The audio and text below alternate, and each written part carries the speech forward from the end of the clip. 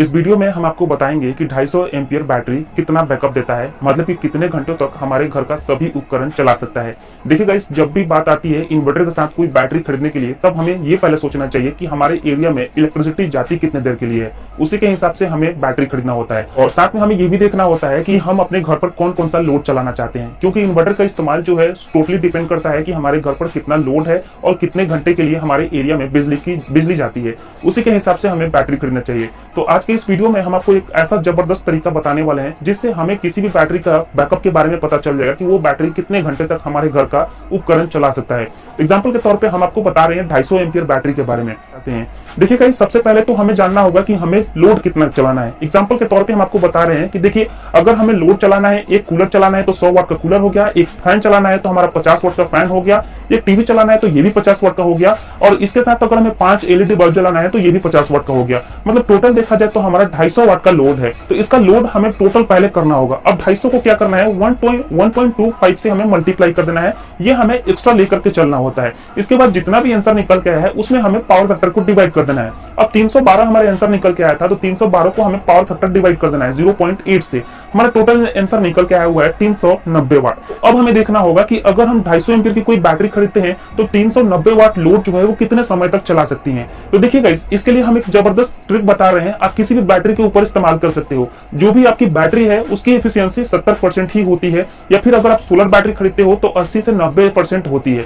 तो 70% अगर हमारी बैटरी की एफिशिएंसी है जो कि 250 एम्पीयर की है, बैटरी जो है एग्जैक्टली उसको हम 175 एम्पीयर ही इस्तेमाल कर सकते हैं। मतलब बाकी जितना बच जाता है वो हमारी बैटरी खुद के अंदर स्टोर करके रखती है, ताकि उसको फिर से रिचार्ज होने में किसी भी तरह की कोई समस्या ना हो। तो इसीलिए दोस्तों हम 175 एम्पीयर ही इस्तेमाल कर सकते हैं। तो अब हमें 175 को हमें 12 से मल्टीप्लाई कर देना होगा। 12 से इसलिए मल्टीप्लाई कर देना है क्योंकि हमारी बैटरी 12 वोल्ट की है। अब ये टोटल वाट निकल के आया है, हमारी बैटरी की इतनी कैपेसिटी बन जाती है। अब हमें डिवाइड कर देना है 390 वाट, मतलब कि जितना भी हमारा लोड निकल के आया था उसको हमें डिवाइड कर देना है। डिवाइड करने के बाद आंसर निकल के आया 5.38, मतलब कि 5.25 घंटे तक हम 250 वाट लोड जो है आसानी से चला सकते हैं अगर हम 250 एम्पीयर की कोई बैटरी खरीदते हैं तो। इसी तरह से अगर आप जानना चाहते हो कि 150 एम्पीयर बैटरी खरीदते हो तो उसके लिए तो वो कितना घंटा तक चलेगी, तो 150 को सबसे पहले आपको क्या करना है, इसका एफिशिएंसी माइनस कर देना है। 70% इसकी एफिशिएंसी है, 30% माइनस कर देना है तो 105 एम्पीयर की ही बैटरी रह जाती है। उसके बाद हमें 12 से मल्टीप्लाई कर देना है क्योंकि हमारी बैटरी 12 वोल्ट की है।